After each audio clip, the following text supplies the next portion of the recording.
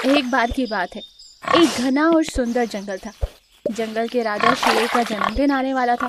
सारे जानवर महाराज को अलग अलग उपहार देने की तैयारी में लगे हुए थे। जंगल में चिंटू नाम का एक बंदर रहता था, जो बहुत ही आलसी था। जब चिंटू को महाराज के जन्मदिन के बारे में पता चला, तो उसने अपने मन में सोचा, अरे, महाराज का जन्मदिन आने वाला है।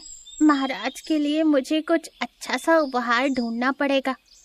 कि वो सोच ही रहा था कि हाथी, हिरन, लोमड़ी और खरगोश चिंटू के पास आते। अरे चिंटू, महाराज का जन्मदिन आने वाला है, तुम महाराज को क्या उपहार दोगे? अरे मेरा छोड़ो, तुम लोग बताओ, तुम क्या दे रहे हो? मैं तो महाराज के लिए गन्ने लेकर जाऊंगी। महाराज मेरे दिए हुए मीठे मीठे गन्ने खाकर खुश हो जाएंगे। ये सुनकर खरगोश बोला, अरे हाथी बहन, तुम दिन में सपने देखना बंद करो। वैसे महाराज मेरे दिए हुए गाजर खाकर खुश होंगे। ये सुनकर हिरन जोर जोर से हंसने लगी।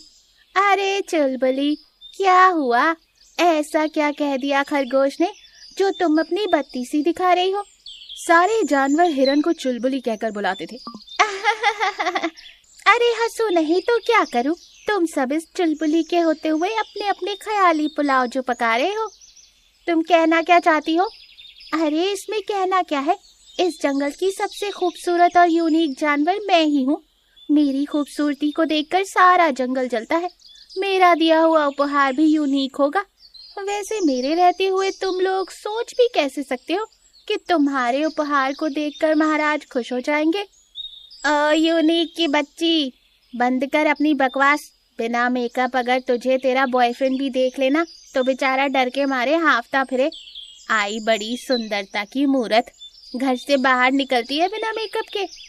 ये सुनकर चिंटू जोर जोर से हंसने लगता है। अरे ओ चिंटू के बच्चे, बंद कर अपनी बत्ती सी, नहीं तो सारी की सारी बत्ती सी एक पल में निकाल दूंगी, फिर हंसना भूल जाएगा। अरे पर चुलबुली, तूने ये नहीं बताया कि तू क्या दे रही है? मैं तो महाराज की फेवरेट नारंगी लाऊंगी, जिसे देख महाराज खुश हो जाते हैं।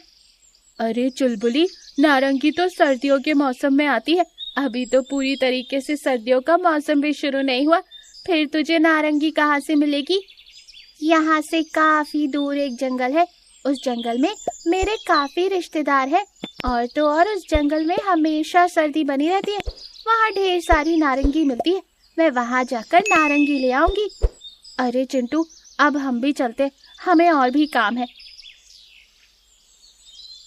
यूं सब महाराज को तोहफे देने की तैयारियों में लग जाते। हिरन अपने रिश्तेदारों के पास जाकर ढेर सारी नारंगी लेकर आती है। वो अपनी गुफा में नारंगी को रखकर अपने मन में सोचती है, चलो महाराज के उपहार का इंतजाम तो हो गया। कल जब मैं ये नारंगी महाराज को दूंगी तो वो बहुत खुश हो जाएंगे। यूं चुलबुली बहुत खुश थी। अगले दिन महाराज का जन्मदिन था। सारे जानवर महाराज के लिए अलग अलग उपहार लेकर आ रहे थे और शेर को बधाइयां दे रहे थे कि तभी वहाँ चुलबुली रोती हुई आई। शेर चुलबुली को देखकर बोला, अरे चुलबुली, क्या हुआ? मेरे जन्मदिन पर तू रो क्यों रही है? महाराज, मैं आपके लिए नारंगी लेकर आई थी, गुफा में रखी थी। मैंने सोचा कि मैं आपके जन्मदिन पर आपको नारंगी उपहार में दूंगी, पर किसी ने वो चुरा ली।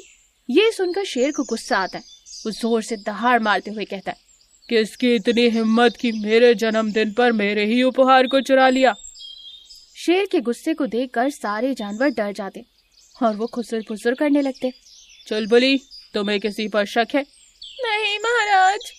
देखो, अगले 24 घंटे के अंदर अगर मुझे चोर और नारंगी दोनों नहीं मिले तो मैं किसी को नहीं छोड़ूंगा। जाओ, सब उस नारंगी चोर को ढूंढने में लग जाओ। शेर के गुस्से को देखकर सारे जानवर चोर को ढूंढने में लग जाते।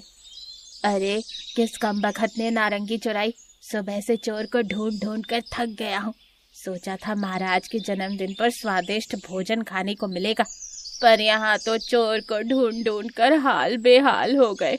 हथनी यूं बोल ही रही थी कि तभी खरगोश को चिंटू का ख्याल आया। अरे हथनी बहन, तुमने ध्यान दिया? चिंटू सुबह से दिखाई नहीं दिया। हाँ सही कहा तुमने, हम सब सुबह से इतने परेशान हैं और वो नालायक पता नहीं कहाँ है और क्या कर रहा है। चलो उसके घर चलते हैं। यूं वो तीनों मिलकर चिंटू के घर जाते। चिंटू घर पर नहीं था। अरे घर पर तो कोई नहीं है, कहाँ चला गया ये? यूं वो सोचते सोचते आगे बढ़ रहे थे कि तभी उनकी नजर उधर से गुजर रहे चिंटू पर पड़ती। हाथी चिंटू को आवाज देता है पर वो बिना सुने ही वहां से चला जाता है। अरे इस चिंटू की ये मजाल, वो मेरी बातों को अनसुना कर कर चला गया। मैं उसे छोड़ूंगी नहीं। चलो पकड़ो उसे गधे को। अरे हाथी बहन, वो गधा नहीं बंदर है। अगर ये मजाक था तो मुझे बिल्कुल पसंद नहीं आया, कोई हंसी नहीं आई मुझे। चलो पकड़ो उसे। यूं वो तीनों चिंटू के पीछे जाते हैं। काफी दूर जाने के बाद वो देखते हैं कि चिंटू एक पेड़ के नीचे बैठकर चुलबुली के नारंगी खा रहा था। ये देख चुलबुली कहती है, अरे इस कमबख्त चिंटू की है मजाल कि इसने मेरी नारंगी चुरा कर खा ली। मैं इसे नहीं छोड़ूंगी।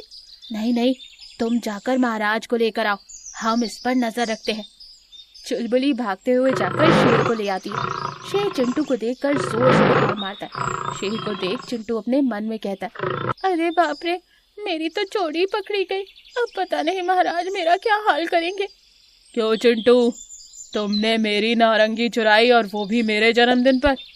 अब मैं तुझे सजा दूंगा। तू अगले 1 महीने तक सारे जानवरों के लिए भोजन ढूंढ कर लाएगा और उनके सारे काम करेगा। अगर कोई भी आनाकानी की तो तू मेरा भोजन बन जाएगा, समझा? यूं चिंटू उस दिन से नारंगी के चक्कर में सारे जानवरों के काम करने लगा और उनके लिए भोजन ढूंढ कर लाने लगा।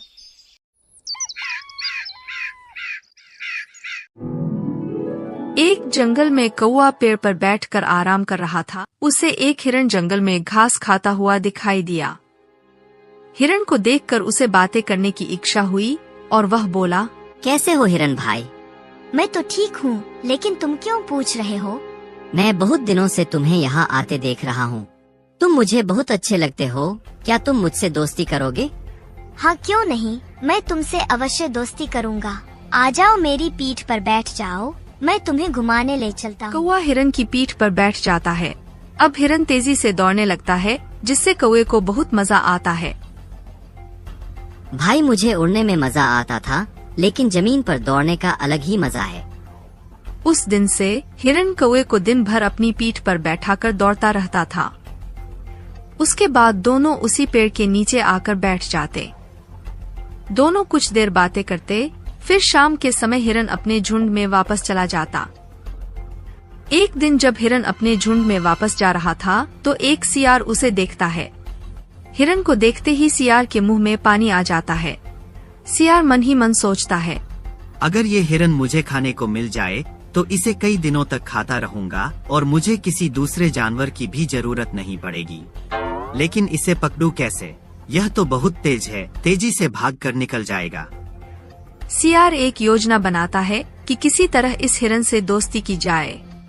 अगले दिन हिरण जब कौवे से मिलने जा रहा था, रास्ते में उसे सियार ने रोका। सियार को देख हिरण डर गया। फिर सियार बोला, डरो नहीं भाई, मैं तो तुमसे दोस्ती करना चाह रहा था। नहीं भाई, हमारी तुम्हारी कभी दोस्ती नहीं हो सकती। तुम हमारे शत्रु हो और हमारे भक्षक भी। मौका मिलते ही तुम मुझे अपना शिकार बना लोगे। नहीं भाई, मैं वैसा नहीं हूँ। मैं तुम्हारे साथ कभी विश्वासघात नहीं करूँगा, मेरा विश्वास करो। अभी दोनों बात कर ही रहे थे कि वहाँ हिरण का दोस्त कौवा आ जाता है। अरे भाई, आज ये तुम्हारे साथ में कौन है? ये सियार मुझसे दोस्ती करना चाहता है। भला शत्रु से भी कभी दोस्ती हो सकती है, ऐसी गलती कभी मत करना। कौवे की बात मानकर हिरण सियार को मना कर देता है। भाई, मैं तो केवल तुमसे दोस्ती कर रहा था। मैं उन सब सियारों जैसा नहीं हूँ, इसीलिए उन्होंने मुझे अपने झुंड से निकाल दिया है। अब तो मुझे जीवन भर अकेला ही रहना पड़ेगा। इस संसार में मेरा कोई नहीं है।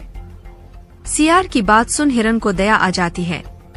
अगर ऐसा है तो मैं तुमसे दोस्ती कर लेता हूँ। यह सुनकर सियार बहुत खुश हुआ। इस तरह तीनों मजे से रहने लगे। एक दिन सियार ने हिरण से कहा, भाई, क्या यह सूखी घास खाते रहते हो? मेरे साथ चलो, यहाँ पास ही में ताजी फसल के खेत हैं, वहाँ मजे से खाने को मिलेगा। नहीं भाई, यही ठीक है। अभी कुछ दिनों में नई घास आ जाएगी। अरे तब वापस आ जाना, मैं भी वापस आ जाऊंगा। हिरण सियार की बातों में आकर उसके साथ चल देता है। हिरण भाई, जितना मिल रहा है उतने में सब्र करो, कहीं और मत जाओ। लेकिन हिरन नहीं मानता और सियार के साथ चल देता है। वहाँ से बहुत दूर जाने पर लहलहाते खेत नजर आते हैं। देखा भाई, मैंने कहा था ना कि मजा आ जाएगा। अब यहाँ मजे से खाओ। हिरन जल्दी से खेत में हरी हरी घास खाने पहुँच जाता है। कुछ ही देर में उसका पेट भर जाता है। खेत में घास खाने के बाद हिरन सियार के संग वापस कौवे के पास आ जाता है। इस कहानी से हमें ये सीख मिलती है कि मित्र का चुनाव करते समय हमेशा सावधानी रखो। कभी भी किसी अजनबी पर आंख मूंद कर विश्वास ना करो।